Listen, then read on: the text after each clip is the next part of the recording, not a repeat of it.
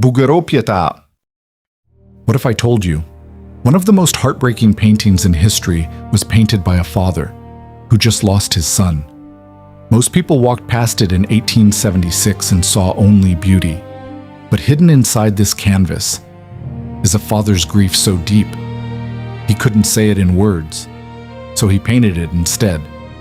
At first glance, this looks like a classic Pietà, a mother cradling her lifeless son, a theme Michelangelo made immortal centuries ago. But look closer.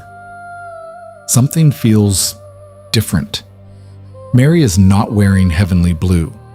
She wears black, the color of mourning. She doesn't look toward God. She doesn't look toward heaven. She looks directly at you. Her eyes are red, swollen with tears, as if her pain is not divine, not distant, but achingly human. Around her, 8 angels form a circle. Each one reacts differently. Some weep, some turn away, unable to look. And if you notice carefully, their colors form a rainbow. In biblical symbolism, the rainbow is a promise, hope after destruction, life continuing, even after loss. But the most powerful detail? It's hidden near the bottom of the painting. A small golden jar, and on it, a Latin inscription. In memory of my beloved son, July 19th, 1875. Everything changes the moment you read that, because this painting is not just about Christ. In 1875, William Adolphe Bouguereau lost his 16-year-old son. The grief destroyed him. For months, he couldn't pick up a brush. He couldn't create anything. The pain was simply too heavy. And then, slowly, he returned to his canvas. And he painted this, Mary, dressed in black, holding her child that is Bouguereau, and Christ lying lifeless in her arms. That is his son. He took the most sacred story in the world and quietly placed his own grief inside it. Not for fame, not for religion, just to say, I loved him, and I lost him. Maybe that's why Mary looks at us the way she does, not asking for worship, not asking for prayer, just asking to be understood. Because grief doesn't disappear. Sometimes it becomes art. Ginevra de Benci. This painting has been staring back at people for over 500 years, and hidden on its back is a secret that changes everything you think you know about it. A 16-year-old girl, a genius painter just starting out, and a mystery art historian still haven't fully solved. Leonardo da Vinci painted this in the late 15th century. It's the portrait of a young Florentine noblewoman, Ginevra de Benci. It was the first female portrait Leonardo ever painted. And it is the only Leonardo painting currently preserved in the United States. But the moment you look closer, you realize this is no ordinary portrait. Ginevra was 16 years old when this was painted, known across Florence for her beauty and for the virtues that inspired poems, praises, and passionate sonnets. Leonardo was around 21 at the time, still working under his master, still finding his voice as an artist. And yet, what he created here was revolutionary.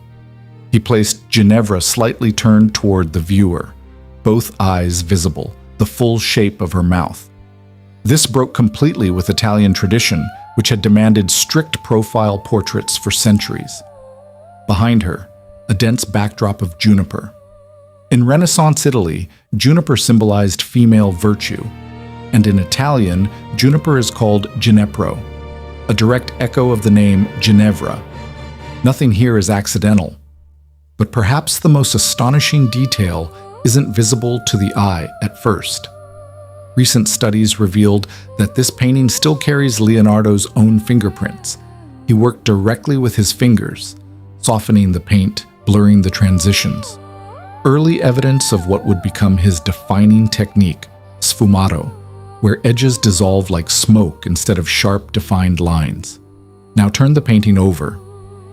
On the reverse, a carefully constructed symbolic image, a juniper branch at the center, flanked by a laurel leaf and a palm branch, and between them, a Latin inscription, Virtutem forma decorat. Beauty adorns virtue. The laurel represented poets and the intellectual world. The palm, moral strength and victory. But here's where the mystery deepens. Both the laurel and the palm were part of the personal emblem of a man named Bernardo Bembo, a Venetian diplomat who arrived in Florence around 1475. He met Ginevra, commissioned at least 10 poems dedicated to her, and called her, in his own writing, the most beautiful woman in Florence. An infrared examination later revealed that beneath the current inscription on the back was originally Bembo's personal motto, Honor et Virtus, later painted over. This was not a wedding portrait. This was a declaration of admiration. The people at the center of this story vanished centuries ago, but the portrait remains, still offering clues, still holding its secrets, two sides of the same painting, two possible stories, and one question that lingers. Which one is true? The Mérode Altarpiece.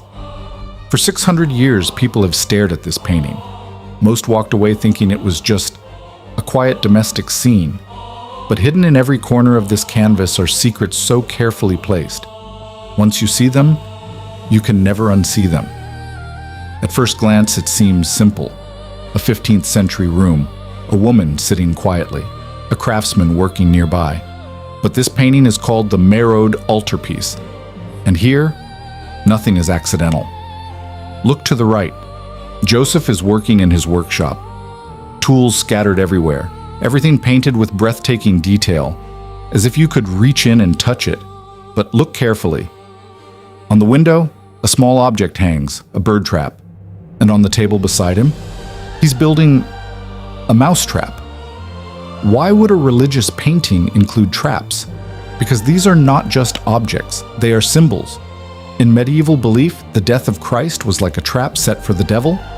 The devil thought he had won, but instead, he was the one who got caught.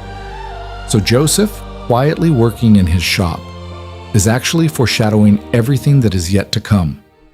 Now look at the center. This is the moment of the Annunciation, the angel telling Mary she will bring Christ into the world. But something is deeply unusual. There is no dove, no familiar symbol of the Holy Spirit. Instead, a tiny figure of Christ comes flying toward Mary, carrying a cross on his shoulder, before his birth, before he even takes his first breath. His fate is already decided. That one small detail carries the weight of an entire life, and then the smaller things begin to speak. A candle has just been blown out, the arrival of something divine extinguishing the ordinary light. A white lily rests on the table, a symbol of purity. Every object, every shadow, every corner, all of it intentional. And the setting itself matters. This is not heaven. This is not a cathedral. It's an ordinary house. The artist has brought something sacred down into the everyday world, into your world. And finally, look to the left panel. A man and a woman kneel quietly. They're not part of the story. They don't belong to the biblical scene. They are witnesses. The people who commissioned this painting placed themselves inside a divine moment, forever. They didn't just buy a painting. They made themselves part of the story. This painting isn't just telling a story. It's extending an invitation to look deeper, to slow down, to notice what most people miss. Because here, nothing is just what it seems. And maybe neither is life.